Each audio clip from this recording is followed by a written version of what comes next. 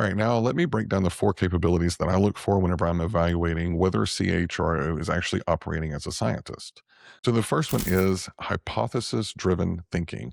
Before that scientist mindset kicks in, before they pull in a single report, they start with a question and a hypothesis. Not here's the data that we have, but we believe that first year attrition is being driven by onboarding manager behavior. Let's test that. Or if they're thinking of a new initiative, they use one of my favorite questions from design thinking, which is how might we X? That framing changes everything about the approach to data. And this also helps you fall in love with the problem and not trying to find the easiest and quickest solution. All right, the next behavior is causal chain mapping. This is the ability to trace a symptom back to the root cause, not stopping at engagement is low, but asking what's driving it. Where is it concentrated? What behavior is producing it? And what is the cost to the business?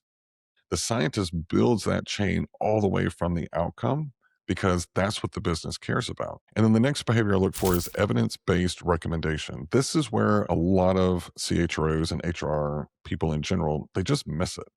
They get the data, they find the pattern, and then they present the insight, but they stop short of the recommendation. The scientist doesn't stop there. They come in with here's what we found, here's what it's costing us, and here's a very specific intervention that we recommend, and here's the projected outcome. This is what we want to test. Now, when you go into the C suite with that type of a mindset and that type of a strategy, that's going to get their attention. All right. So if this is something that you're like, wow, I kind of need to develop this type of a mindset, here's how you can get started. First, pick one current people problem and build a hypothesis. Don't start with the data, start with a question. We believe that X behavior or condition is driving Y outcome.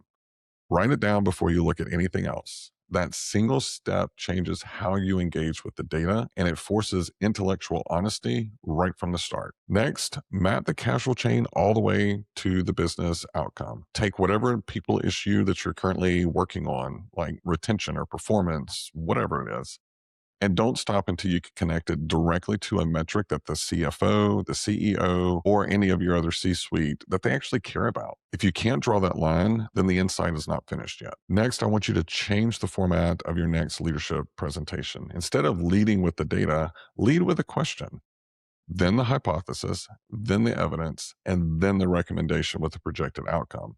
That structure is how scientists present their findings, and it is dramatically more persuasive than any kind of slide deck full of cool little charts. All right, so let's bring it home. The CHRO who just reports the data is becoming a very expensive librarian, and they're going to become obsolete.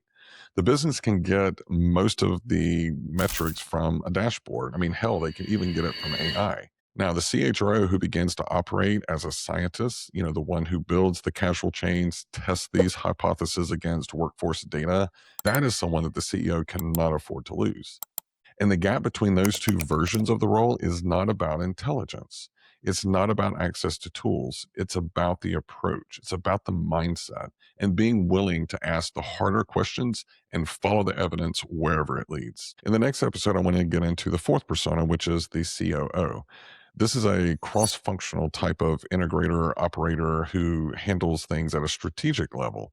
The CHRO who doesn't just understand HR, but can step into conversations about revenue, operations, growth, and actually add value. That's who we're going to talk about in the next episode. I'm Trent Cotton. Remember to invest in yourself because no one's going to do it quite like you do.